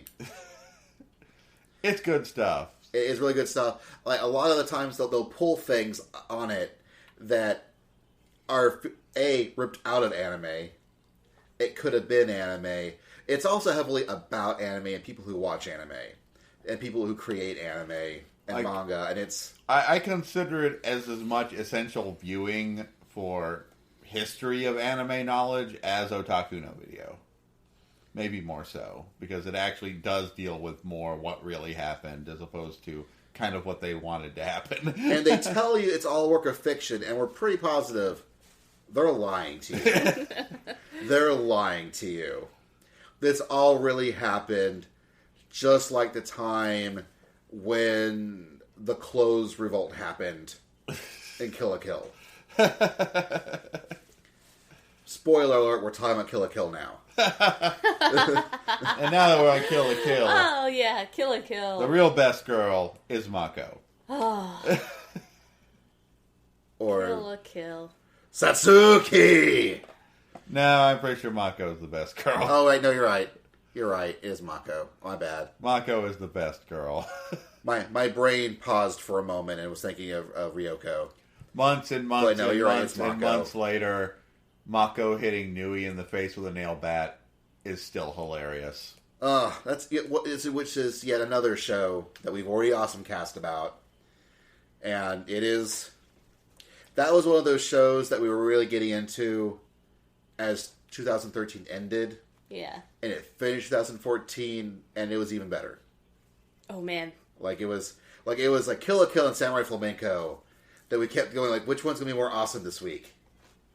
We didn't know. And in the end, they're both super ultra awesome.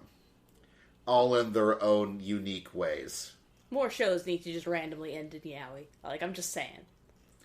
Just like Kill la Kill did. I mean, just for no reason, just out of the blue, just, hey, let's get married, one dude to another dude. It's the best ending. I don't know, Just like in Monthly Girls and Ozaki Kira. Yeah. Yeah. Oh, I do still love Kill la Kill with Mako's mom, one of the few adult women in the cast who's not evil. Just not only does she not freak out that there's a guy running around totally naked, she is totally checking out his junk. And she doesn't care. She doesn't care other people can tell. She's just like, yep, that's a penis. Everyone else desperately trying not to look at the penis. She's just like, uh-huh. And so now we're going to take one more break. And there are some shows that are still continuing on that we need to talk about. And I think you need to keep talking about it, too. Okay. I'll trust you. Like, you do. I'll trust you on this. You better trust me, because we're going to come right back. And then we're talking about Garo. Garo! Garo! Garo! Garo!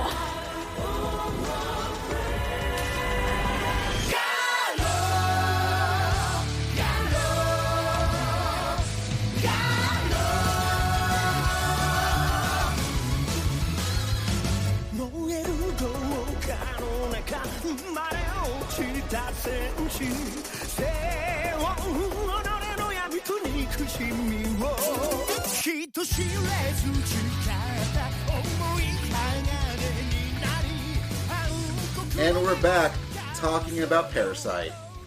I like Parasite. I'm kidding. Parasite is good.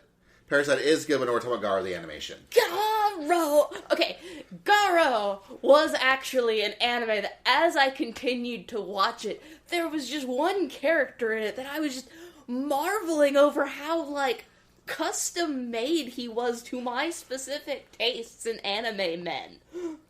He was middle-aged. He was kind of the shady pervert.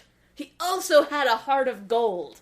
Was secretly the most badass among them, even though he couldn't let out all the time for reasons that were explained during the plot. He had a tragic backstory. And oh my gosh, he had facial hair. He was hairy. Yeah.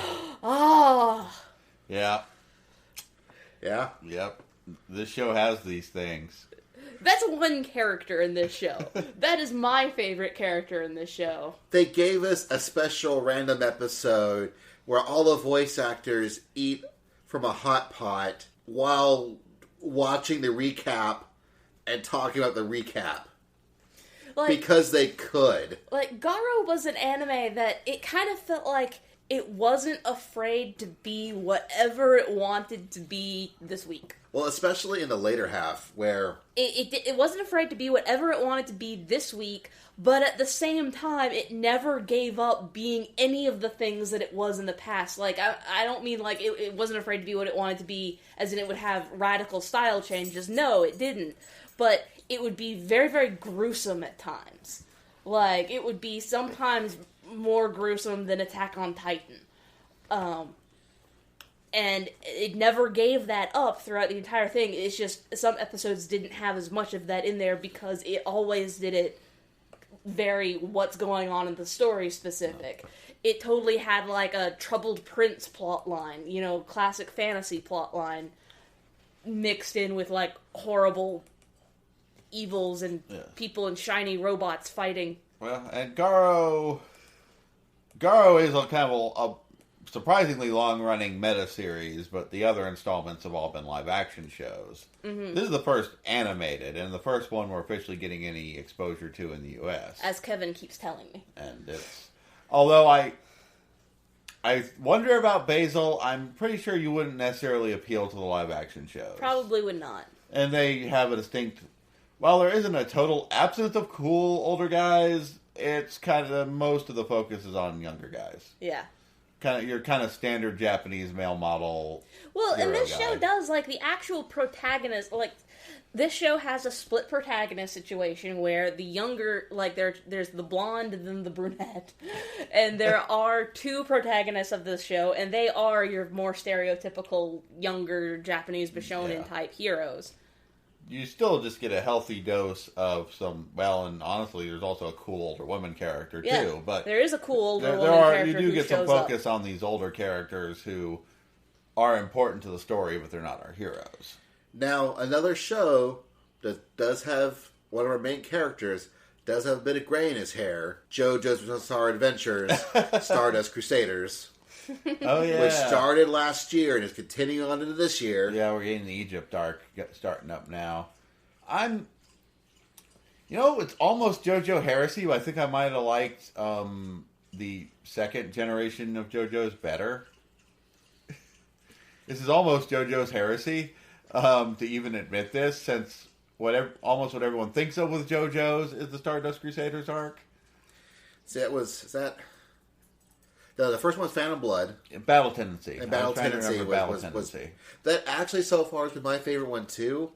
But the fact that I still get that character, only now he's an old man. Yeah. As one of the main characters in Stardust Crusaders. Although Stardust Crusaders is the start of the stands, which they're basically personas, except Persona ripped off JoJo's. But it's the start in JoJo's of, here's a character with a really insane power, and how are we going to make the most use out of it? It's true. JoJo's is, and even though I kind of agree with you, I do think I like Battle Tendency more. JoJo's is still amazing. It's still stylish as hell. And it's still great. It's still good. Even though they're giving us every single character just like it was in the manga. I think it's kind of a distinct counterpoint to the other JoJo's OAV, where they kind of skim through the high points of Stardust Crusaders. And it's probably better to do this way, because I remember watching Stardust Crusaders, which is what everyone used to know what JoJo's was, and going like, okay, okay, there's a dog, okay. And for some reason, we kept seeing the one with the water user like a million times. Yeah. So that's all what anyone had, was that one episode. And we never saw any more of the episodes. Which is, strangely enough, where the second season started on, more or less. And I had here's not here again. But they did it actually pretty well. Like, it wasn't too painful to live through again.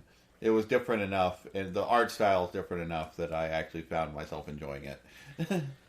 But yeah, there is Parasite. Parasite started last year. Still continuing on. Running. I really love Parasite. I liked the manga. I kind of knew what I was getting into. It's definitely updated for the modern era, and the art style's a little different from the manga, but the heart's there. And it's about these creepy little wormy parasite things that crawl into people's heads and take over their heads. And so it's kind of Invasion of the Body Snatchers, except scarier. Except main character guy, one tried to get him and it fucked up. It gets his arm. And now he has a right arm that's a weird, creepy, shape-changing monster. Except it's dependent on him to live, so it's like, well, I better keep you alive. So it helps him fight the other monsters. And that's a very simplistic summary, and things get weirder, and the parasites are not as mindless or single-minded as they initially appear, and things start getting complicated, but it's fun. And gross.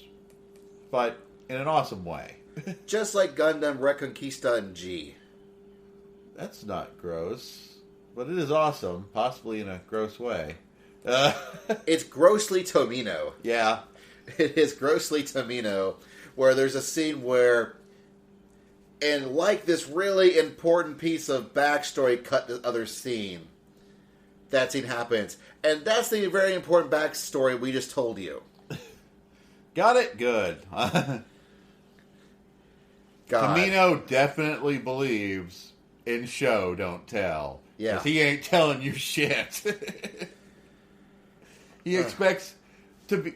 I honestly think he expects you to pick it all up through context. Not right away, but that you'll eventually, in watching the show, get a better idea of the worldview by thinking about what he's showing you as opposed to explaining it. I haven't really watched G-Reco, as the kids tend to call it. Yeah. Because it's not released in America in any real form, fashion. It's not fan subs.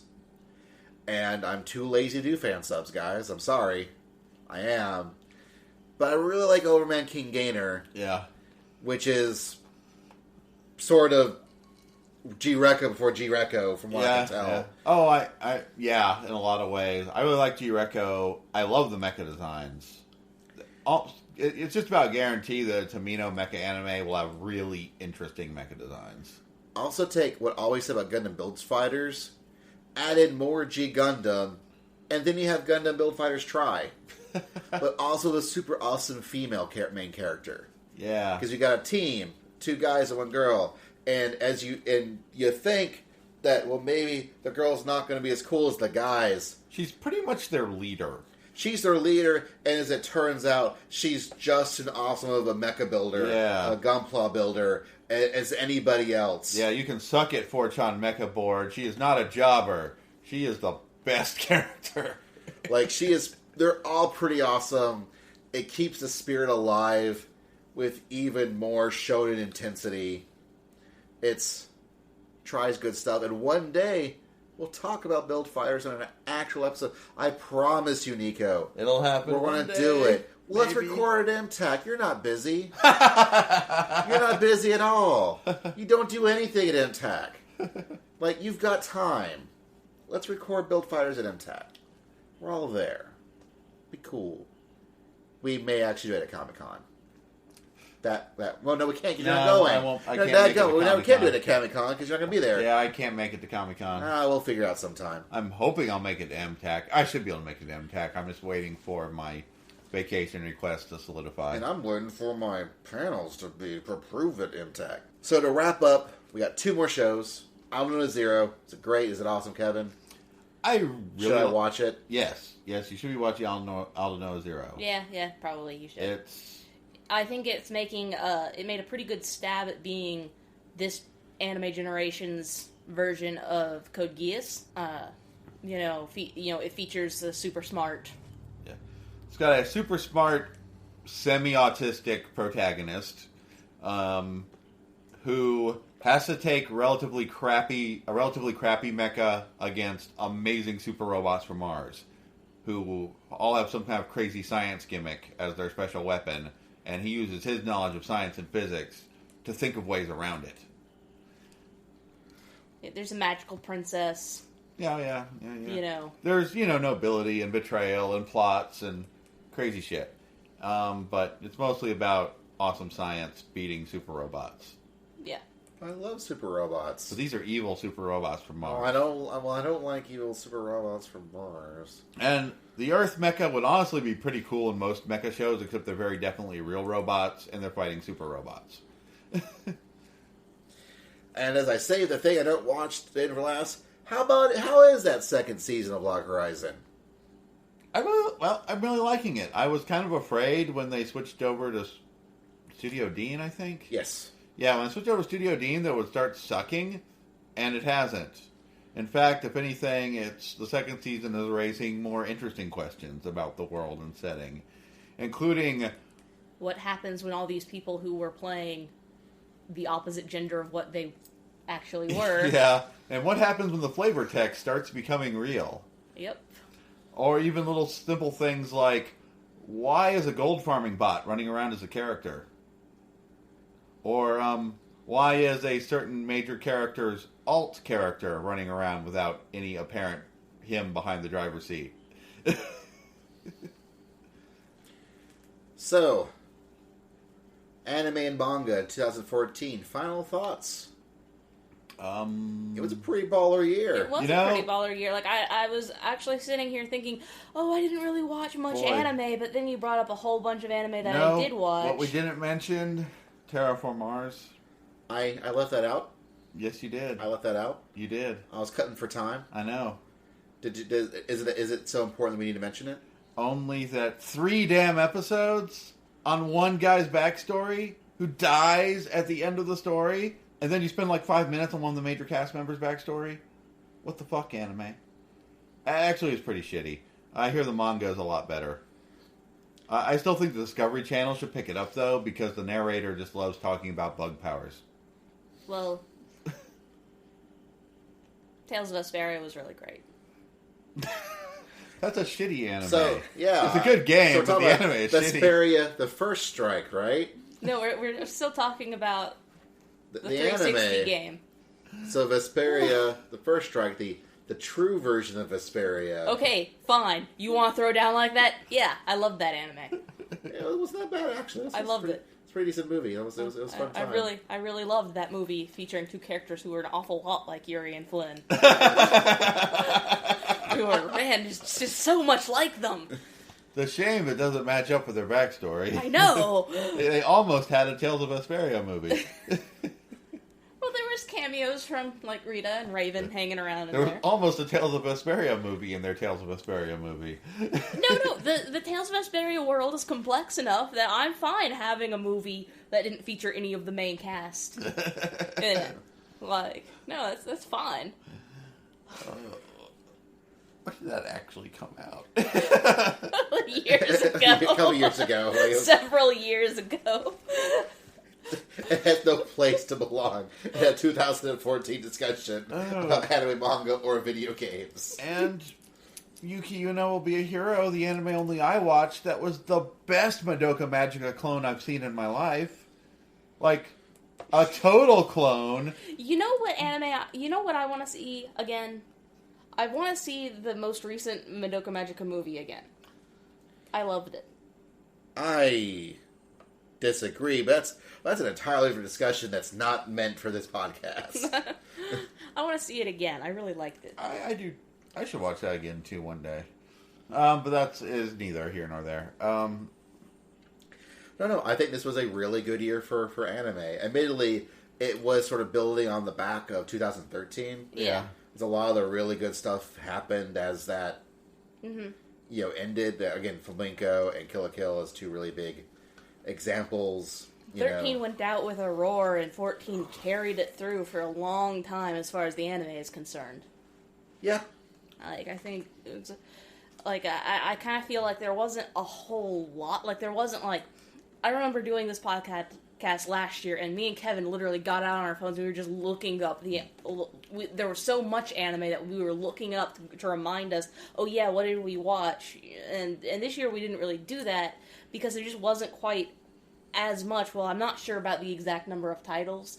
I think the number of quality shows that we watched was probably not as high, but it seems like what quality there was real quality. You know? Yeah, it's hard to, like, there were some shitty shows, but there were a lot of shitty shows. But hopefully we cut through all that. Mm-hmm. Like, manga, it was, for a lot of the manga, it felt like I was just continuing on a lot of stuff I started in 2013. Like, I'm still reading Wolfsman. I'm still reading, Gundam the Origin. I'm still reading Vinland Saga. But there's also other stuff that I really enjoyed as well. But yeah, it kind of feels like there was a lot of good stuff this year. Admittedly, no Inferno Cop. I mean, there is that. But we got, the finale of Kill la Kill. And honestly, this year is starting off super strong as well. Yeah. Yatterman Knight is awesome. Yay, Yatterman! Sailor Dudes is great. Sailor Dudes. We've got a new Earth Ikehara. High School something Defense Club Love. I don't know. We can't remember the title. Sailor Dudes. Yuri Bearstorm is awesome. Yuri Bearstorm. So, and I'm getting more Yaomushi Pedal. Like, it's, And Durarara X2. Anime's doing alright, kids. Anime's doing alright. So this has been a production of the OSMcast. I also like Death Parade. Yes, Death Parade. Yeah. Also good. That another show that I need to actually get started on. Yeah. So this has been a production of the OSMcast from OSMcast.com. It's produced by Anna, the greatest person in the world, who everyone should love and adore as much as I do. Actually, don't. That'd be creepy. Don't do it. Kevin. Bruce, you're allowed. You can find us at OSMcast.com. You can send us emails at awesomecast@gmail.com. Please leave us comments on the website, via the email. We've even got a voicemail. It's on there. You can read it. You can check us out online as far as social medias. You want Twitter at AwesomeCast, Tumblr, AwesomeCast, Facebook, AwesomeCast. Other things? Too bad. Don't have those yet. Maybe we'll get them, maybe we won't. I'm on AwesomeCast at its face all the time. I didn't ask questions for every episode on my account, not the OSMcast account, because I'm lazy. But you should answer those so we have more things to talk about. Thanks to everyone who also posted things. Did I miss anything? That's important because you sent us things. Let's see. Build Fighters, New York Pizza, Gundam the Origin. Touch is still great. It's true. Kashima is best girl when she's not Gerald Rathgold. Man, Gerald Rathgold should cosplay Kashima. That'd be great. That would... Yeah, that would be pretty fantastic, That would really. be fantastic. Vinny also did ask, will you confess you are wrong about pizza and do it the whole time? No. Nope. No. I'm not confessing that. I had real New York pizza tonight. Came from Domino's Pizza. I'm pretty sure that's New York pizza, right, Vinny? Right? I will say, however... I've had New York-style pizza in Philadelphia, and it's greasy and gross, and I don't like it. Tell you what, Vinny. You can prove us wrong. You can prove us all wrong. Because I think we had a talk, and I think we can announce tonight we're going to be at Otakon. We are. I'm going to be at Otakon. Kevin's going to be at Otakon. Doug's going to be at Otakon. Yeah, even I'm coming to Otakon this year. So, if you got podcasts out there, Corey, Vinny, Gerald, whoever else is out there, Big PT, which reminds me, we need to talk about, we need to send Passionatical lanyards to keep forgetting to, and I want to throw in a little something extra. You don't know what it is yet. Oh god, I think I know what it is. Oh yeah. Oh yeah. But we're the OSMcast. Thank you for listening, and we're out.